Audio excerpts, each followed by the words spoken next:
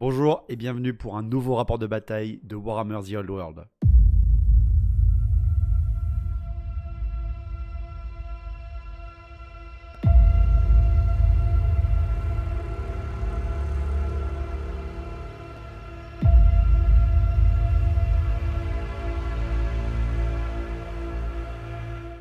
Pour aujourd'hui, c'est Jérôme avec ses démons de Slaanesh et Thomas, un nouveau joueur qui vient avec ses impériaux pour une bataille à 1500 points de Warhammer Old World et un scénario que j'ai spécialement créé pour eux. Bien sûr, n'oubliez pas de vous abonner, de liker, de commenter et de partager cette vidéo, c'est très important pour qu'on continue de se développer sur YouTube. Bien évidemment, je vous invite à nous suivre aussi sur Twitch ou sur Instagram pour être bien au courant de tout ce qui va se passer sur les prochaines batailles et de toutes les évolutions et les grosses annonces qui arrivent en fin d'année. De plus, le rapport de bataille aujourd'hui a été réalisé grâce au nouveau partenaire de la chaîne, Torek qui nous a filé de nouveaux tapis de jeu pour encore plus embellir nos tables narratives et à scénario. Donc merci à lui. Vous avez donc un nouveau code promo qui est également disponible dans la description de la vidéo pour aller récupérer de superbes tapis, des sets de dés, etc. Plein de choses chez notre ami Torek. Bien évidemment, je vous rappelle que vous avez sinon pour vous fournir en figurine officielle Rebel Forge et vous avez pour les impressions 3D Forge de Fenrir et Forge 3D que je vous conseille bien sûr grandement.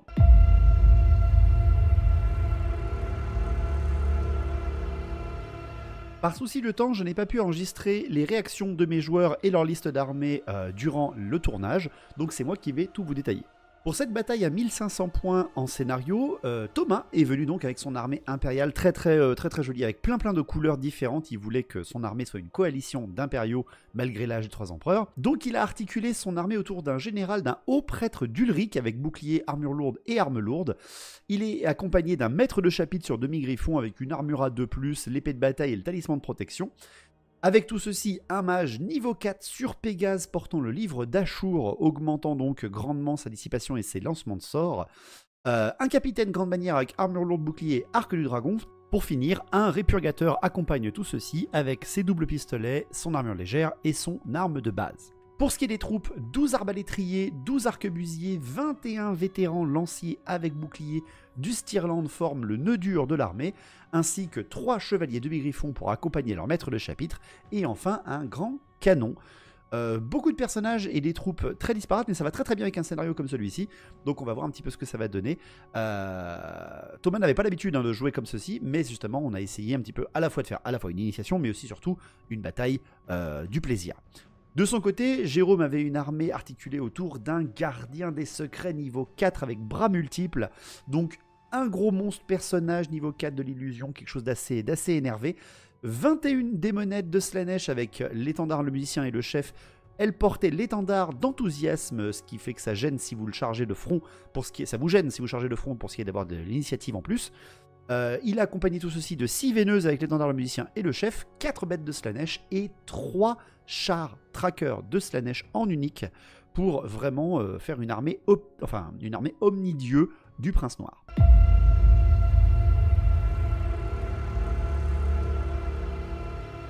Et donc, qu'est-ce que c'est que cette bataille? Quel est le scénario d'aujourd'hui? Qu'est-ce que j'ai proposé à mes joueurs? J'ai appelé cette bataille « Culte dans la ferme des Gunther ». Notre histoire se déroule donc au sud de Wurdbad, dans le Stirland impérial. Depuis quelque temps, de nombreuses personnes disparaissent dans les terres agricoles qui s'étendent à une vingtaine de lieues de la cité capitale du Stirland. Après avoir perdu 4 patrouilles de troupes régulières envoyées protéger le territoire, le comte électeur du Stirland a demandé de l'aide. Malheureusement, à cause de l'âge des 3 empereurs, les voisins étaient extrêmement suspicieux et il n'a pu avoir en aide que l'église d'Ulric qui a répondu à l'appel. Le haut prêtre Ar Vulkard d'Ulric, accompagné du répurgateur Grégor Valm, sont venus avec des troupes disparates. À la tête d'une véritable petite armée provenant de plusieurs autres contrées organisées autour d'une troupe de vétérans du Stirland, ils finirent par se diriger vers le terrain des Gunther. Cette famille respectable possédait une des nombreuses fermes de la région depuis 5 générations, mais malgré leur réputation irréprochable, les traces et les indices montraient que les disparitions se regroupaient en fait autour de leur domicile et de leur terrain. Ar Vulkard se disait que s'il abattait une menace dans cette région lointaine du Stirland, ceci renforcerait l'influence de Middenheim et servirait le trône ulricien durant la période des 3 empereurs. Lorsque l'armée arriva à la ferme des Gunther, aucune trace de la famille ne fut retrouvée, ni aucune trace des disparus. Mais quand les troupes fouillèrent les lieux, un autel attribué au dieu noir Slaanesh fut découvert. Après avoir fouillé dans les affaires du père, un culte s'est développé dans cette famille depuis l'arrivée dans leur maison d'un mystérieux étranger. Ils avaient attiré par leur gentillesse et leur réputation les marchands et les passants alentours et les sacrifié au nom du prince noir. Arvulcar décida donc de purifier les lieux par un rituel long et difficile, mais lorsqu'il commença à psalmodier ses premiers mots dans la cave du bâtiment principal, l'air ambiant devint plus froid et des murmures atteignirent chaque pensée des soldats. Le mal arrivait, attiré ici par le culte des Gunther. Les troupes impériales, heureusement sur la défensive, se mirent en position, et ceux qui sortis du brouillard ambiant leur glaça le sang. Des démons perçaient la réalité, et ils étaient désormais encerclés. Quel est le but de ce scénario? Voilà, après cette petite intronisation, vous savez que j'aime bien ça, le narratif. Hein. Le but des démons, qu'est-ce que c'est? Très très simple. Il faut qu'ils fassent atteindre à l'armée impériale un seuil de déroute précisé. Je rappelle le principe du scénario de seuil de déroute. Le livre de règles nous explique que vous calculez toute la PU de votre armée, et dès que vous atteignez 25% restant sur table de votre armée par rapport à sa PU, eh ben vous avez perdu, ça y est, vous êtes en déroute. L'armée impériale de Thomas a 67 points de PU. De puissance d'unité. C'est-à-dire que si elle atteint 25%, elle a perdu, selon la règle de seuil de déroute. Cependant, durant cette bataille, les héros impériaux sont très importants et motivent leurs troupes, surtout qu'il y a quand même un haut prêtre d'Ulric présent, plus un répurgateur. On a donc compté que tant que tous les héros impériaux sont encore en vie, le seuil de déroute de l'armée impériale n'est pas de 25%, mais de 10% de 67. Donc il faut vraiment... pour le joueur démoniaque, de frapper très très très très fort s'il veut atteindre les 10% du seuil de déroute. Mais bien sûr, il y a une contrepartie de quoi l'aider dans sa quête. Si jamais les démons tuent un personnage impérial, le seuil augmente de 5%. Le seuil de déroute augmente de 5% chez les impériaux. Donc plus il tue de héros en premier, plus la PU à atteindre est facile pour lui. Je précise également, on a une petite précision, que si jamais le répurgateur ou le haut prêtre d'Ulric sont tués en défi, eh bien leur seuil augmente de 10% au lieu de 5%. C'est-à-dire que vraiment, si le démon vient manger l'âme et le corps, bien sûr, du prêtre d'Ulric ou du répurgateur, ça va faire augmenter très très grandement la déroute impériale, bien évidemment. Donc, vous l'avez compris, pour ce qui est des démons, c'est de faire le plus de dégâts possible et surtout aussi, bien sûr, de viser les héros. Pour chaque héros qu'ils vont tuer, le seuil de déroute va atteindre 5% de plus pour les impériaux. Si donc le but des démons est d'être très rapide et d'un assaut très violent, en même temps c'est les démons de Slaanesh, ils sont là pour ça, eh bien les impériaux, ça va être bien sûr de tenir courageusement et surtout de purifier les lieux. Deux manières de gagner pour les impériaux, oui, il y en a deux pour eux. Ils vont devoir réussir à tenir jusqu'au tour 1 des 6 plus 4. Voilà. Tout ça, c'est un petit peu comme tenez la tour, hein, si vous vous souvenez un petit peu du principe de la V6, de la V7, de la V8. La partie pouvait durer jusqu'à 10 tours ou durer jusqu'à 5 tours. Et c'est comme ça. Donc là, on est un petit peu dans l'urgence pour le joueur Slaanesh. Si jamais il n'y a que 5 tours à tenir, il faut qu'il frappe très très vite et très très fort pour atteindre le seuil de déroute. Sinon, ils peuvent réussir le rituel de purification. Comment ça fonctionne ? Un personnage impérial doit être dans la maison centrale et teste son commandement non modifié à sa phase de commandement. S'il réussit, il inflige un des 6 touches force 4 magique à tous les démons, même au corps à corps, à 12 pas de la maison. Et il gagne 1 point de purification. S'il échoue, rien ne se passe. Il ne peut tester que si le bâtiment n'est pas attaqué au corps à corps, bien évidemment. Petite précision pour le scénario, on avait bien compté que le char et la cavalerie ne pouvaient pas attaquer le bâtiment.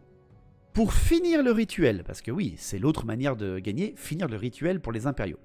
Il faut, si le personnage à l'intérieur réussit 5 points de purification, ils ont automatiquement gagné directement phase de commandement. Mais il faut réussir 5 fois, donc minimum 5 tours. Et vous pouvez échouer une fois au milieu des 5, c'est pas grave, c'est pas 5 consécutifs. Il faut réussir 5 fois.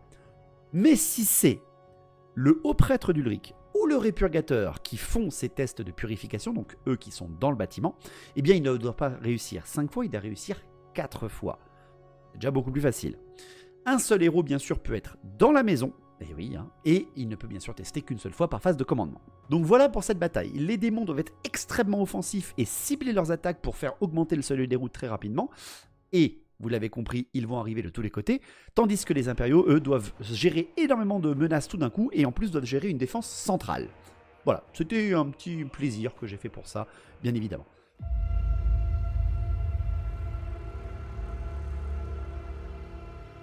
Cette bataille demande bien sûr un déploiement spécifique. Les impériaux se déploient intégralement en premier et dans un cercle de 12 pas au centre de la table. Voilà, c'est une défense centrale. Ils ont le droit d'installer dans la ferme principale, donc le bâtiment principal, un régiment et un perso dès le début de la game, sans limite d'effectifs. Mais il ne peut pas y avoir plusieurs personnages dans le même régiment à l'intérieur du bâtiment, bien évidemment. Le premier tour sera pour les démons, sauf si, sur un des 6 au début de game, les impériaux font un 6. Les démons, eux, ne peuvent se déployer, bien sûr, à moins de 12 pas de la zone de déploiement impérial. C'est-à-dire qu'ils ne vont pas arriver véritablement sur les bords en largeur, ils vont plutôt arriver sur les bords en longueur. Enfin, pour ce qui est des décors, je me suis fait plaisir pour cette table en mélangeant plusieurs sets de décors que j'ai à la maison. Les plantations et les haies sont des terrains dangereux et terrains difficiles. Les murs sont des obstacles linéaires bas et terrains dangereux et terrains difficiles. Les forêts sont des terrains dangereux et terrains difficiles bloquant ligne de vue. Et enfin, les maisons sont des infranchissables, sauf bien sûr le bâtiment central. Ils ne bloquent pas les lignes de vue pour les grandes cibles, parce que les grandes cibles sont plus hautes que ces petites maisons de ferme. Et pour ce qui est des petits panneaux et des petits décors que vous voyez un petit peu partout sur la table, ça c'est juste pour le plaisir des yeux. Voilà, il n'y a pas d'incidence sur la partie pour ces décors-là.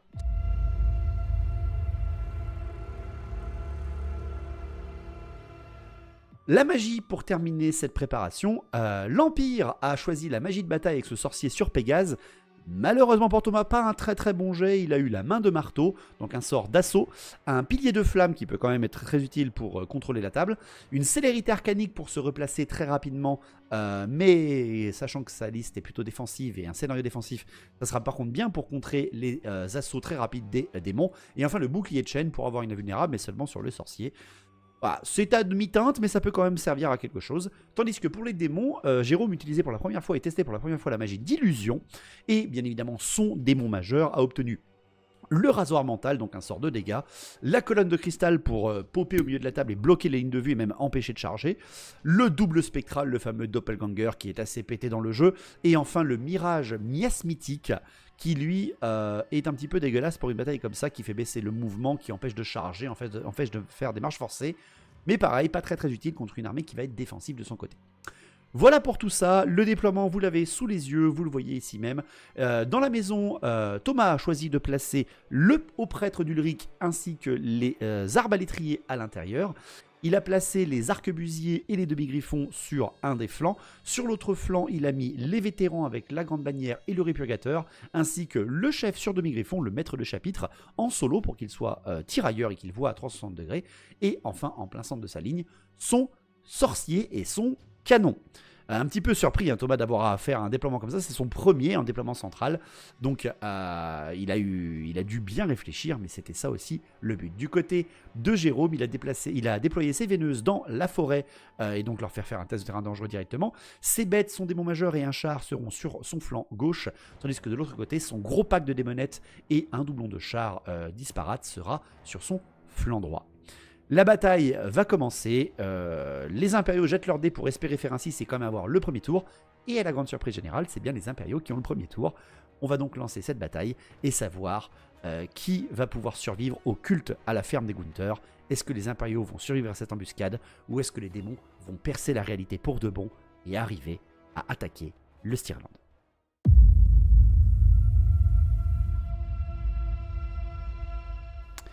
Donc au premier tour des impériaux, Thomas utilise bien évidemment sa sous-phase de commandement pour à la fois lancer son rituel, donc le rituel de purification, mais aussi sa prière pour Ulric, bien évidemment. Il va réussir son test de commandement à 8, non relançable et non modifié parce que c'est la règle du scénario, et va donc donner la blessure multiple 2 sur ses arbalétriers, et oui, il peut le faire avec sa prière, ce qui rend les tirs assez énervés quand vous êtes un arbalétrier impérial, et il va aussi obtenir un point de purification sur 4. Donc déjà tout de suite il met la pression.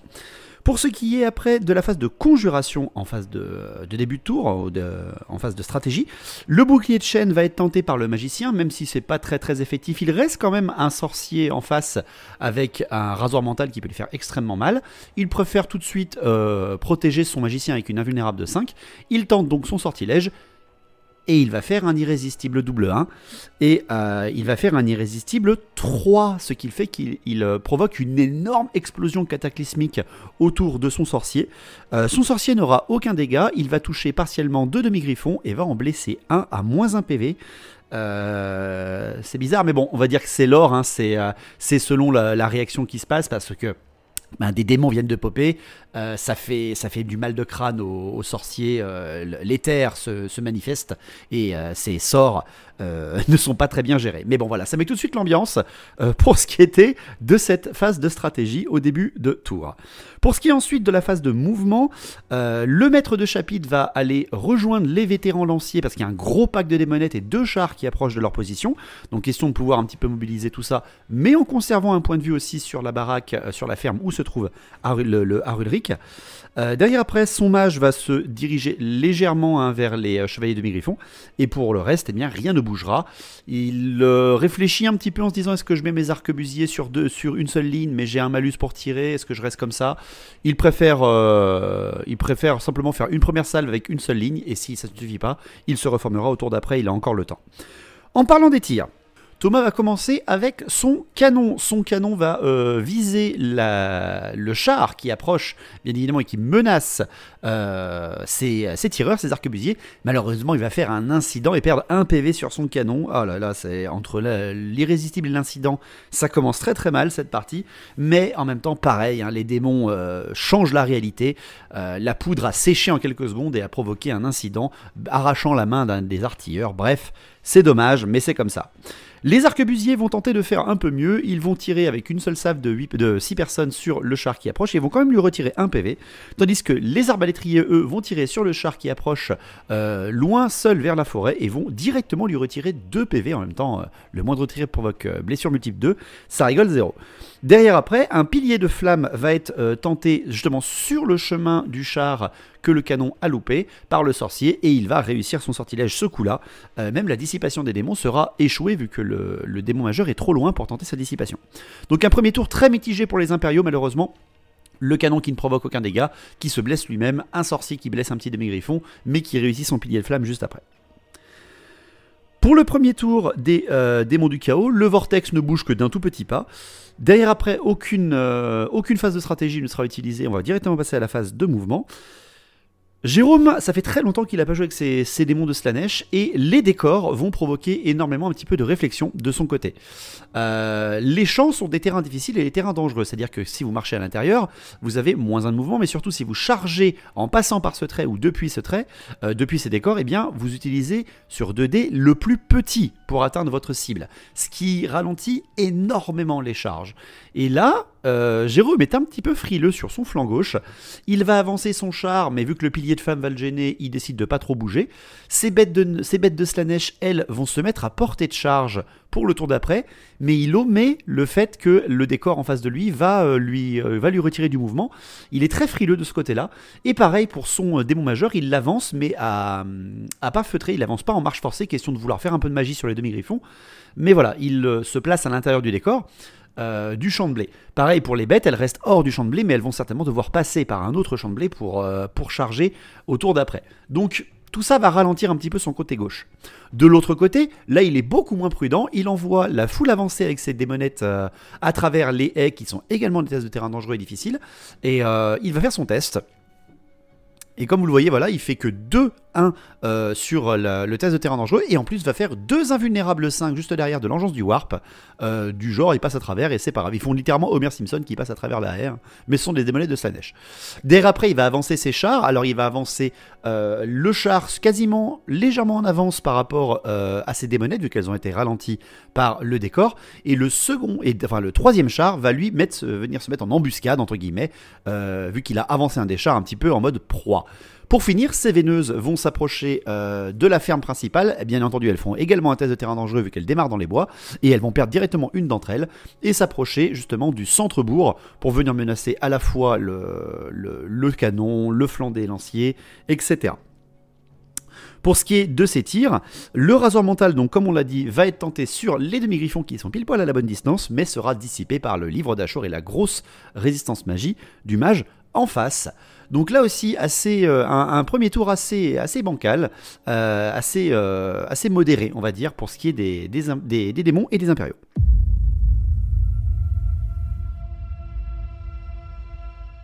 Tour 2.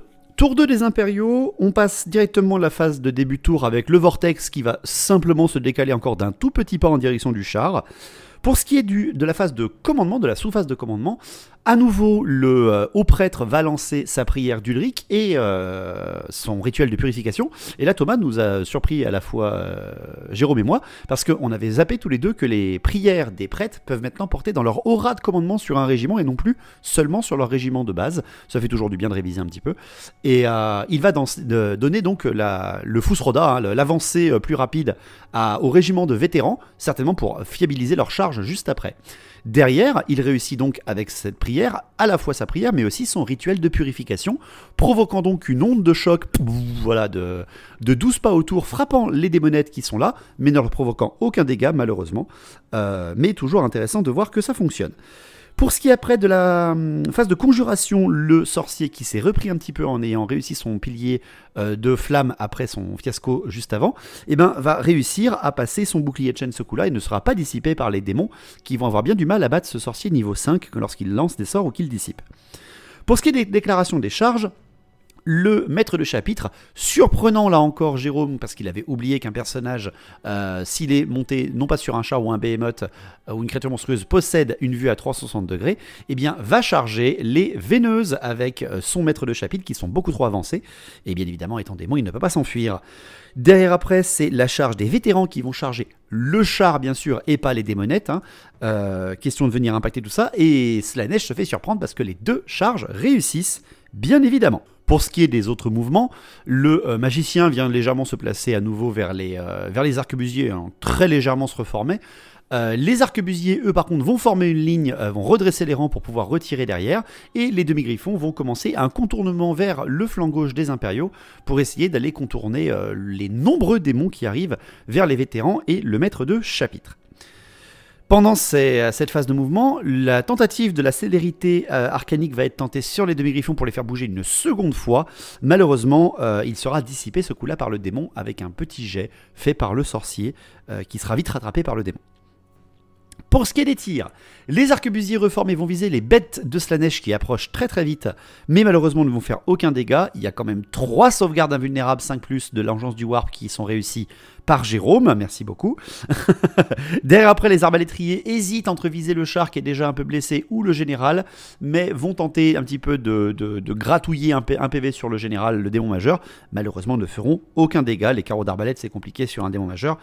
Et enfin, le canon va vouloir viser les démonettes. Alors on mesure un petit peu par rapport à la portée de la mitraille et on est à pile poil un pas au-delà de la mitraille, donc il va tirer un bon boulet de canon, mais là ce coup-là, le boulet de canon va faire un hit parfait sur les démonettes et va en décapiter 4 d'un coup, hein, le perfect, aucune invulnérable ne sera réalisée sur l'engeance du Warp, provoquant au moins un petit peu de soulagement et un petit peu de plaisir avec ce canon du côté de Thomas. Nous sommes au tour 2, mais on est contre du Slaanesh, il y a déjà des corps à corps. Le maître de chapitre qui charge les veineuses de Slaanesh, il va lancer un défi qui sera refusé par la chef de régiment bien évidemment, et il va détruire 2 démonettes de sa lame magique, hein, n'oublions pas que lui il possède une arme magique, donc l'engeance du Warp, la sauvegarde d'engeance du Warp saute sur les démonettes et elles n'ont aucune armure, donc dès qu'il blesse, elles sont mortes. Il va en dégommer 2. C'est pas non plus génial, son demi-griffon va frapper, mais lui n'a pas les attaques magiques, et lui va être sauvegardé par l'engeance du Warp. Bref, seulement 2 démonettes, mais rien ne sera fait bien sûr contre lui. Les démonettes ayant perdu le combat mais possédant une bannière vont devoir tester leur instabilité démoniaque, vont réussir leur test d'instabilité démoniaque. Elles sont donc indémoralisables étant des démons du chaos. Elles vont céder du terrain de 2 pas et bien évidemment le maître de chapitre va les suivre pour rester au contact et faire le plus de dégâts possible. Par contre, après, c'est le combat avec les vétérans contre le char. Alors là, les vétérans, il y a le répurgateur, la grande bannière et les soldats. Et là, ben, c'est en mi-teinte, c'est en très grosse teinte. Pourquoi? Parce que ben, il n'y a pas beaucoup de touches au final, vu que les lanciers chargent ce coup-là, ils n'ont pas beaucoup d'attaques de soutien. Donc il y a à peine 5 lanciers qui frappent avec un sergent. Il y a un capitaine de l'Empire qui va frapper mais qui a une attaque de soutien. Et il y a un répurgateur avec 2 attaques. Et tout le monde n'a pas une grosse force. Et heureusement, hein, heureusement, tout le monde a la haine grâce au répurgateur des démons, parce que bien évidemment la cible du répurgateur était les démons. Et tout le monde a attaque magique, ce qui fait que l'engeance du Warp va sauter également sur le char. Sauf que le char, il a quand même 4 PV, endurance 4, armure de 5. Et en face, il n'y a que de la force 3 ou 2-3 attaques de force 4. Et malgré la haine, eh bien, il n'y aura que 2 PV de fait sur le char. Le char étant donc possible d'être éligible à l'attaque, à la contre-attaque, va viser le répurgateur avec toutes ses attaques. Question de tout de suite supprimer cette énorme menace pour la partie. Et il va être ciblé par le char. Les veineuses vont lui enlever un PV et les démonettes vont le terminer. Le répurgateur va être tué et dévoré par les démonettes de Slaanesh au tour 2. Au premier corps à corps. Et oui, il n'y avait pas d'équipement défensif sur ce répurgateur. Erreur là sur la liste, comme le disait Thomas. Il ne l'a pas assez protégé. Et il l'a senti tout de suite, il perd un de ses atouts majeurs. Heureusement pour le scénario, il n'est pas mort en défi, il est mort simplement au corps à corps. Donc le seuil de déroute passe à 15% de l'armée et non plus à 10%. Heureusement quand même, malgré la perte du répurgateur, la flopée de bonus fixes que possèdent les vétérans vont permettre à faire exploser au test de commandement le char. L'instabilité démoniaque va frapper, il aura embarqué l'âme du répurgateur avant de mourir et une percée va être effectuée et va impacter les démonettes qui sont derrière parce que le piège de Jérôme a fonctionné. Un char sur le flanc, les démonettes sur l'autre. Au choix, autant aller au contact avec l'infanterie. Pour le tour 2 des démons, le Vortex va à nouveau se déplacer, et devinez quoi, il se déplace à nouveau de un pas en direction du char de Slaanesh, mais ne le touchera pas, hein, c'est vraiment juste devant. Derrière après, le général démon majeur va tenter de dissiper le Vortex et va le réussir en début de tour. Et en phase de conjuration, pardon. Pour ce qui est de la phase de mouvement, les charges vont être tentées. Le char, plus les bêtes, voilà, vu que le vortex a été dissipé, vont tenter de charger les arquebusiers. Le maintien position et tir est réalisé sur le char et va lui retirer un PV, mais la charge sera réussie parce que là, il n'a pas de décor de champ ou de coupe de champ qui va le gêner. Par contre, les bêtes, à cause du terrain difficile et terrain dangereux, elles n'ont pas mouvement à couvert, et même elles ont la règle quoi qu'il arrive, eh bien, vont louper leur charge, ce qui fait qu'il n'y a que le char qui va venir impacter les arquebusiers avec un PV en moins sur le résultat de combat. Pour ce qui est après de l'autre charge évidente de ce tour 2, c'est bien évidemment la charge du char de Slaanesh sur le flanc des vétérans qui viennent d'aller impacter en percée les démonettes de Slaanesh. Pour ce qui est après du reste des mouvements, eh bien, le général avance à nouveau à portée timide, très très lente, pas de marche forcée, il préfère prendre son temps, même si, hein, n'oublions pas que le scénario étant qu'il faut empêcher les rituels dans la maison. La partie peut durer jusqu'à 10 tours, hein, donc il faut voir jusqu'à où va se durer la partie, mais le but c'est de faire du dégât, et là son démon majeur pour l'instant reste plutôt en arrière. Pour ce qui est de la phase de tir, le rasoir mental, vu qu'il n'a pas fait une marche forcée avec son démon majeur, il va pouvoir le réaliser. Il vise bien évidemment le sorcier, vu qu'il a une grande cible et que les bâtiments ne lui gênent pas la vue. Et là, très grosse surprise, non seulement il va réussir son sortilège, mais en plus derrière, le test de commandement va être extrêmement violent et la blessure va être fatale, ou presque. 2 PV vont sauter sur le mage. Ouïouïouï, hein, ça fait très mal. Attention parce que là il est midlife. S'il réussit une deuxième fois, ça sera la mort. Derrière après, une colonne de cristal va être tentée pour éviter justement que le général soit pris pour cible par le canon, les arbalétriers ou quoi que ce soit. Malheureusement, elle sera dissipée pour les démons. Pour ce qui est de la phase de corps à corps, les veineuses contre le maître de chapitre.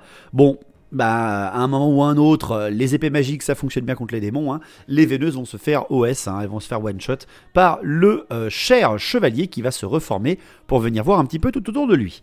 De toute façon, il le voit déjà en étant tirailleur. Derrière après, c'est la phase de combat entre le char et les arquebusiers. Et bien, les touches d'impact vont faire 4 morts. Il fait un perfect aux touches d'impact. Par contre, après, toutes ces attaques pour toucher et pour blesser ne vont faire aucun dégât. Avec les veineuses et les démonettes sur le char, c'est très très surprenant. Bon, par contre après bien sûr les arquebusiers ne vont rien faire à la riposte sur le char, mais c'est intéressant et surtout le test de commandement sera réussi derrière par les arquebusiers qui ne vont que céder du terrain, donc plutôt bien joué. Le char bien sûr va les suivre, va rester au contact pour éviter de se faire surprendre. Ensuite, c'est le gros corps à corps, le piège de Slaanesh qui se referme sur les vétérans, le char qui charge de flanc, les démonettes de front qui sont chargées par les vétérans eux-mêmes. Eh bien, les démonettes de Slaanesh ne vont avoir aucune perte, le char ne va avoir même pas de riposte contre lui, et 5, seulement 5 vétérans vont sauter. Seulement 5 vétérans vont sauter et grâce à la présence de la grande bannière qui ne peut pas être ciblée lors de ce corps à corps, eh bien ils vont simplement se replier en bon ordre, faisant ainsi reformer leur rang face à la fois aux démonettes mais aussi face aux chars, ce qui va recentrer un peu tout ce combat face aux vétérans. C'est un peu plus leur force et là ce coup là, vu qu'ils se sont repliés et se sont reformés en repli en bon ordre, eh bien là ils auront le bonus de leur lance et ça sera peut-être pas la même. Donc un tour 2 qui se termine avec les impériaux qui tiennent, et qui tiennent plutôt bien, mais les démons n'ont pas dit leur dernier mot.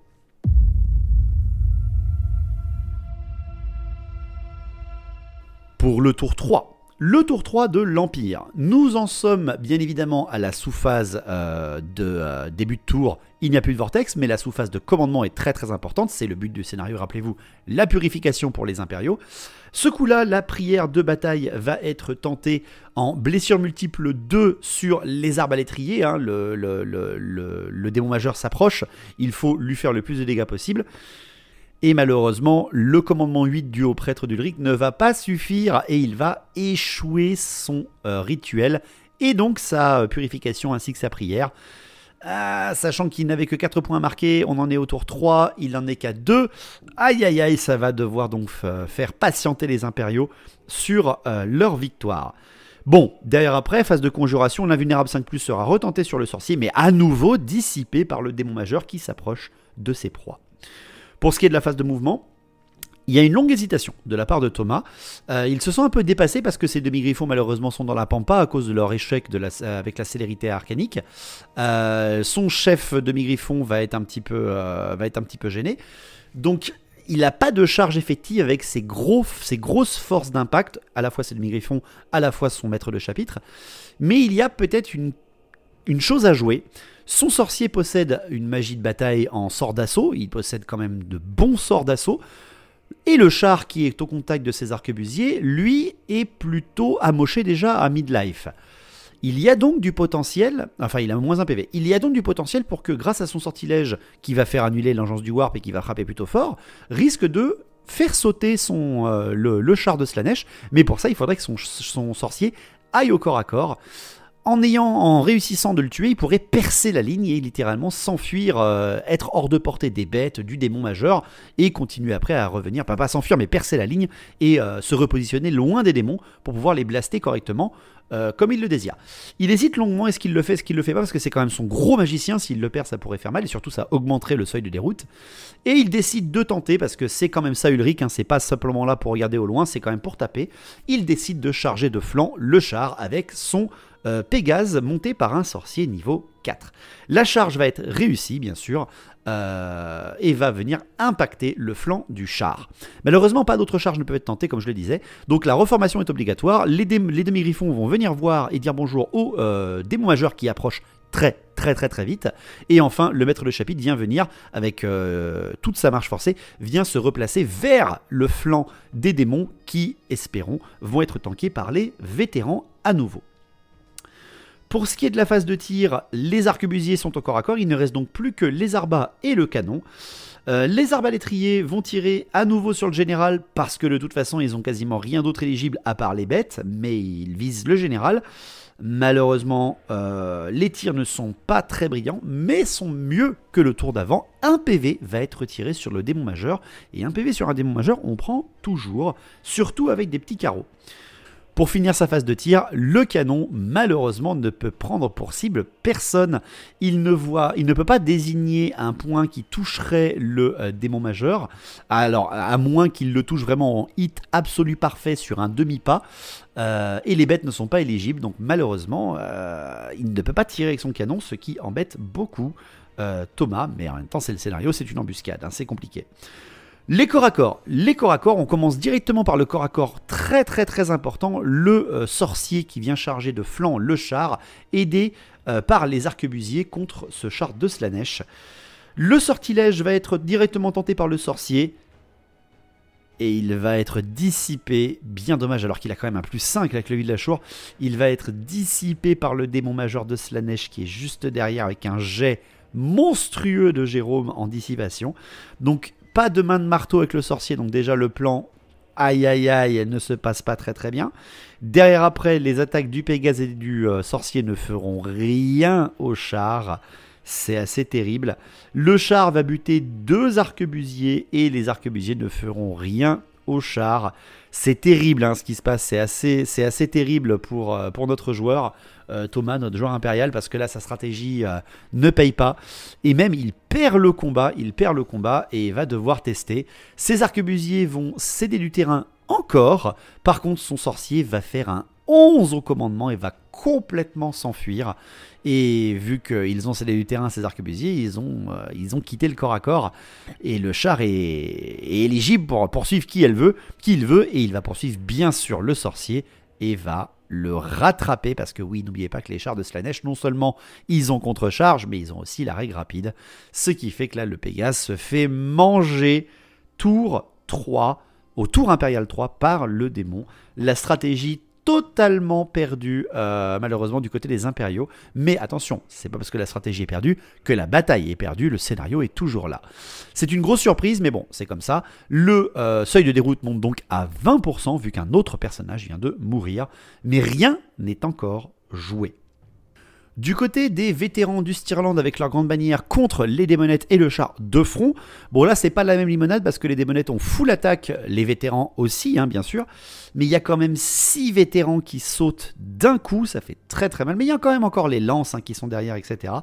2 démonettes vont être tuées au corps à corps, et derrière après le char n'aura aucun dégât encore, ça commence à être très dur pour les vétérans, mais ils sont là pour ça, ils sont là pour tanker. Les vétérans perdent largement le combat, mais encore une fois, grâce à la présence de leur grande bannière, eh bien, ils vont céder du terrain seulement, obligeant les démons à faire un choix. Est-ce qu'ils les poursuivent, ou est-ce qu'ils restent sur place pour recharger, sachant que c'est leur tour derrière, c'est plus impactant pour eux, mais surtout qu'il y a un maître de chapitre avec un demi-griffon qui approche juste derrière. Et vu qu'ils n'ont que cédé du terrain, si le char retourne au combat, eh ben, il n'aura pas de touche d'impact. Parce qu'il faut faire 3 pas au moins. Et là, la décision est prise de Jérôme de rester sur place pour quand même recharger sans refaire la moindre formation, parce que impacter le plus possible, essayer de tuer les vétérans, permettrait à ces démons de quitter littéralement ce champ de vision du maître de chapitre et venir surtout s'enfoncer à l'intérieur de la ferme des Gunther. Donc tour 3 des démons de Slaanesh. Eh ben, phase de stratégie, rien à faire. C'est parti directement pour la phase de mouvement et de charge. Le char et les démonettes vont charger sur les vétérans, bien évidemment. Ils y retournent. Et c'est surtout la charge du char et du démon majeur sur les demi-griffons qui font une contre-charge d'ailleurs en direction du démon majeur. Ce faisant, ils s'approchent trop près du char qui ne peut pas faire ses touches d'impact. Tout est calculé. Franchement, hein, la contre-charge et tout ceci est à calculer quand vous jouez contre de l'Empire ou contre du démon de Slaanesh. Donc c'est très bien calculé de la part de Thomas qui se défend bec et ongle. Par contre, après, derrière, c'est la charge des bêtes de Slaanesh sur les arquebusiers qui, là, même si il y a du terrain qui va les gêner et donc utiliser leur mouvement le plus court, enfin leur dé le plus bas sur les deux de la charge, ils ont la règle rapide, ils font un mouvement de 8 quand même, hein, et ils sont à 12 pas. Non, là, il faut s'enfuir. Les arquebusiers décident de s'enfuir et les bêtes vont à nouveau louper leur charge. Les arquebusiers, par contre, s'enfuient de 12 pas et viennent se placer à 1 pas et demi derrière le pack de vétérans. Donc les mecs traversent leur zone de déploiement, mais se mettent à l'abri, entre guillemets, vers leur poteau. Voilà, c'est comme ça que ça fonctionne avec les impériaux. Pour ce qui est de la phase de tir des démons, rien n'est faisable, bien évidemment, donc on passe directement à la phase de corps à corps. Et bon, la phase de corps à corps est assez violente, encore une fois, vous en doutez, parce que enfin, ça y est, son démon majeur arrive au corps à corps. Les demi-griffons contre le char et les démons majeurs, et le démon majeur, il n'y en a qu'un seul. Un défi, bien sûr, est automatiquement lancé par le démon majeur face au chef de régiment qui le relève noblement, bien évidemment. Bon, c'est quand même assez chaud. Il y a 4 PV qui vont être enlevés au corps à corps. Voilà, alors pourquoi ? Parce que le démon majeur, en fait, utilise pendant sa phase d'assaut, de toute façon il la frappe toujours en premier, pendant sa phase de corps à corps, il fait son sort d'assaut, le fameux doppelganger, le double spectral. C'est-à-dire que s'il réussit son sort, il va faire 2d6 touches automatiques de la force de son arme, de la force de caractéristique de son arme, sachant qu'il a force 6, PA-2 constante. Ça fait très très mal, le bestiau. Il va réussir son doppelganger qui ne pourra pas être dissipé par la dissipation unique des impériaux. Et heureusement pour Thomas, il ne fait qu'un seul PV. Alors, il fait qu'un seul PV avec 2d6 touches, force 6, PA-2 sur un chef de mi-griffon. Il fait qu'un seul PV. Bon, par contre, après, il reste 7 attaques, si je ne me trompe, au démon majeur, vu qu'il a le bras multiple de Slaanesh. Et là, il y a 3 PV directement, malheureusement, qui sautent sur le demi-griffon. Donc 4 PV qui sautent directement sur 3. Le chef impérial meurt dignement face à un démon majeur. Mais quand même, ça fait mal. Derrière après, c'est le char contre les demi-griffons qui ne fera rien aux demi-griffons, mais qui par contre va se faire atomiser par les demi-griffons et leurs chevaliers, faisant également 4 points pour eux. Ce qui fait que là, malgré le fait que le démon majeur il est oblitéré le chef de régiment, le char à côté de lui est mort aussi. Le démon majeur a fait 4 points, les demi-griffons en ont fait également 4. Tout le monde a l'ordre serré, mais surtout, les demi-griffons ont une bannière. Et justement, grâce à cela, les impériaux gagnent le combat. Et là, d'un coup, c'est la flip. D'un coup, c'est la flip parce que Jérôme se dit « Ok, bon, j'ai perdu le combat. Ça va, j'ai perdu le combat que d'1 point. Mon test de commandement est à 8. » Et là, on regarde toute sa liste. Et on fait « Mais attends, Jérôme, t'as pas mis de grande bannière dans ton armée. Tu sais ce qui se passe, là, si jamais tu fais un double 6, ton démon majeur dépop directement au corps à corps. Il se fait exploser. Tu te rends compte de ce que ça veut dire. Et même si tu fais un trop gros score, si tu fais un 11, ça va lui faire quand même mal, parce qu'il va perdre 4 PV. Donc là, tout d'un coup, il est un peu flippé, Jérôme. Il est un peu flippé, Jérôme. Il se dit « Ah oui, mais j'ai oublié ça. C'est vrai que l'AGB pour les démons, c'est vachement important. » Donc on stresse tous un petit peu. Sur Thomas, n'attend qu'une chose, c'est que ces demi-griffons bouffent un démon majeur au corps à corps. Mais non, le test est largement réussi par le démon majeur. Il fait un simple 4 au commandement et donc va sceller du terrain et sera bien sûr suivi par les demi-griffons. Alors, tactiquement, c'était pas le meilleur move à choisir parce que personnellement, moi, je l'aurais laissé là, tout seul dans la pampa et j'aurais tiré dessus. Mais bon, pas le choix, ça sera comme ça. C'est comme ça que ça se passe. Les joueurs décident bien comme ils le désirent. Ils décident de suivre avec ces demi-griffons et non pas de refaire toute une phase de tir contre le démon majeur. C'est pas grave, c'est le but du jeu. De toute façon, on est au tour 3. C'est pas encore fini. Pour ce qui est des autres corps à corps, les démonettes plus le char contre les vétérans, eh bien là c'est assez chaud parce que les vétérans, malgré le fait qu'ils soient vétérans, vont échouer leur test de peur. Ils vont échouer leur test de peur, mais incroyable, les démonettes et le char vont foirer énormément de touches et de blessures, et il n'y aura que 2 vétérans tués contre une seule démonette abattue en face. Et derrière, les vétérans vont faire leur test, grâce à leur grande bannière encore, vont céder du terrain tranquillement, et vont être même bloqués dans leur céder du terrain par la présence de leurs unités alliées en fuite derrière, pour éviter que ça soit moche à la caméra, on les a laissés coller l'un à l'autre, faisant ainsi le fait que les démonettes et le char vont suivre au choix de Jérôme, et vont donc être tankés par les vétérans, permettant ainsi une belle charge de flanc juste après, au tour 4, par le chevalier demi-griffon. La bonne surprise. Donc quand même ça tient, et ça tient rudement ces impériaux contre ces démons.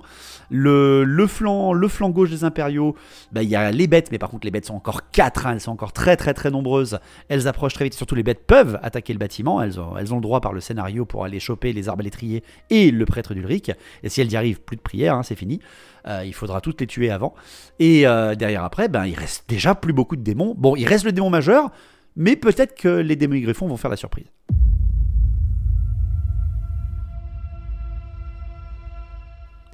Tour 4.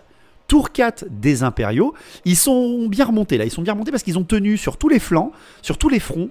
C'est le moment de frapper fort. C'est le moment de frapper très fort. Phase de stratégie. Début de tour ne se passe rien. Mais la phase de commandement, s'ils marquent, ça fera 3 sur 4. Il faudra tenir qu'un tour de plus et réussir le test et ils auront gagné. Et Thomas échoue à nouveau son test de commandement avec son prêtre d'Ulrich. Ah non, c'était pas le moment. Donc la prière de dégâts multiples 2 sur les demi-griffons échoue malheureusement. Et en plus, il n'y a pas de 3e point de purification sur un scénario. Il n'en a besoin que de 4. Aïe, aïe, aïe, aïe, aïe. Il va donc falloir tenir le plus longtemps possible. Également pendant la phase de commandement, le cri de ralliement de l'AGB va être utilisé sur les arbalétriers et va être réussi d'ailleurs, ce qui fait que les arquebusiers vont se rallier pour pouvoir peut-être faire quelque chose à ce tour-là. Pour ce qui est de la phase de mouvement, pendant la phase de mouvement, la déclaration de charge, évidemment, le chevalier, le maître de chapitre va venir charger le flanc du char pour venir lui mettre une bonne attaque sur le flanc et surtout faire popper du bonus fixe, ce qui fait toujours plaisir. Pour le reste des mouvements, rien ne sera tenté. Pour la phase de tir, les arbalétriers voient les bêtes approcher, vont tirer et vont abattre 3 PV sur les bêtes de Slaanesh, provoquant donc une sacrée flopée de dégâts. Et enfin, le canon qui voit justement ces 2 dernières bêtes qui sont encore debout face à lui. Il y a quand même une bonne ligne pour faire des dégâts. Malheureusement, il va louper son tir. Et il va pas le louper n'importe comment. Il va faire un misfire, il va faire un incident de tir. Et il va encore perdre un PV. Je soupçonne qu'il y a des membres du culte à l'intérieur de cette armée. Hein. Le sorcier qui se tue presque tout seul, le canon qui ne fait rien. C'est louche, c'est extrêmement louche. Il va falloir enquêter, sachant qu'en plus le réplicateur est mort. Non, il y a l'air d'avoir des traites dans cette armée, il va falloir se méfier grandement. Pour ce qui est des corps à corps, les vétérans, avec l'aide du maître du chapitre, contre les chars et les démonettes. Le maître de chapitre charge de flanc, il a full attaque avec initiative très très utile contre le char. Il a quand même une bonne flopée d'attaque. Et malheureusement, Thomas ne va faire qu'un seul PV sur les 2 derniers PV du char. Il ne va pas réussir à tuer le char. En fait, le dernier PV sera enlevé par le demi-griffon, mais il sera passé en invulnérable 5+, par l'engeance du warp. Ce qui fait que le char tient sa position, il n'est pas détruit, ce qui fait encore beaucoup d'attaques contre les vétérans. Et là, ça fait mal, ça fait très très mal. Les vétérans vont perdre 5 d'entre eux. Les démonettes ne vont pas avoir de blessures en face. Et là, c'est terrible. Les impériaux ont complètement perdu le combat. Alors quand même que le maître de chapitre aurait pu amener les points du char, des points d'attaque de flanc, etc. et enlever des ordres serrés. Là, malheureusement, ça ne suffira pas. Et là, c'est l'horreur. Le maître de chapitre fait un 10 au commandement, mais heureusement, la grande bannière est présente. Et il relance et fait un 11. Aïe, ça fait mal. Donc le maître de chapitre s'enfuit. Et derrière, les vétérans échouent également leur test et s'enfuient complètement aussi. Et tout le monde est poursuivi. Le char poursuit le maître de chapitre. Les démonettes poursuivent les lanciers. Pour terminer le tour 4 des impériaux, c'est le démon majeur. C'est le démon majeur contre les demi-griffons.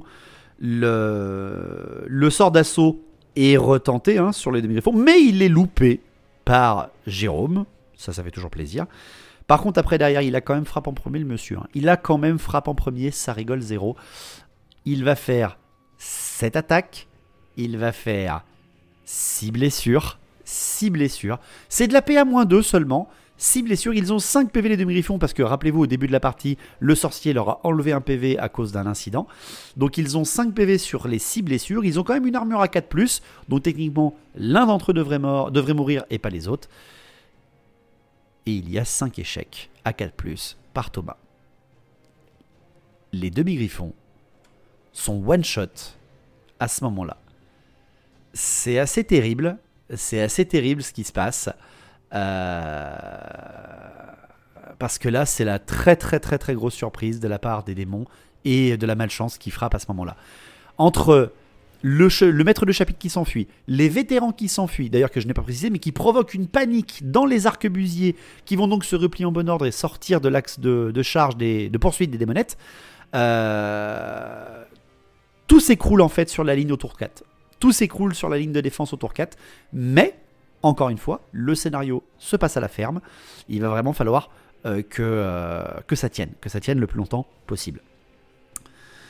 Donc tour 4 des démons de Slaanesh. Tour 4 des démons de Slaanesh. On calcule un petit peu, pour voir s'il y a du seuil de déroute à gagner ou quoi que ce soit. Le maître de chapitre étant en fuite, va être poursuivi, bien évidemment, pour faire le plus de dégâts possible. Et l'AGB et le prêtre de Rick ne sont pas encore morts, ce qui fait qu'il n'y a quand même encore pas le seuil de déroute atteint pour les impériaux. Les charges des démons vont être bien sûr fatales. Les bêtes de Slaanesh vont charger la maison pour aller enfin impacter et faire des premiers ménages dans les arbalétriers qui vont maintenir leur position étirée et vont abîmer une des 2 dernières bêtes de Slaanesh. Et d'ailleurs, les bêtes de Slaanesh, à cause du décor, vont encore louper leur charge. Et oui, les décors, c'est important, surtout à Old World.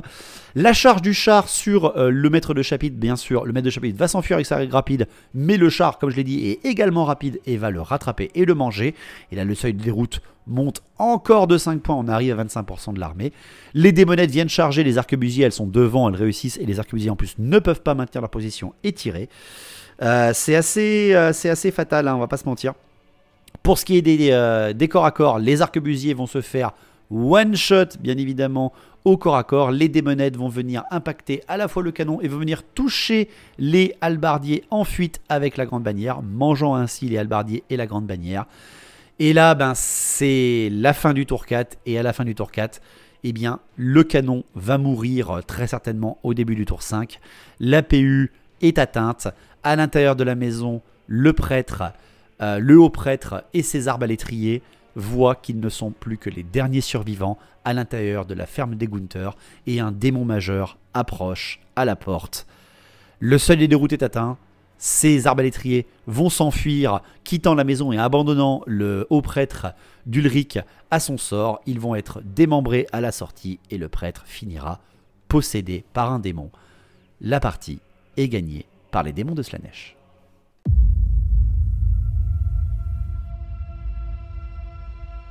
Donc, petit retour sur cette partie.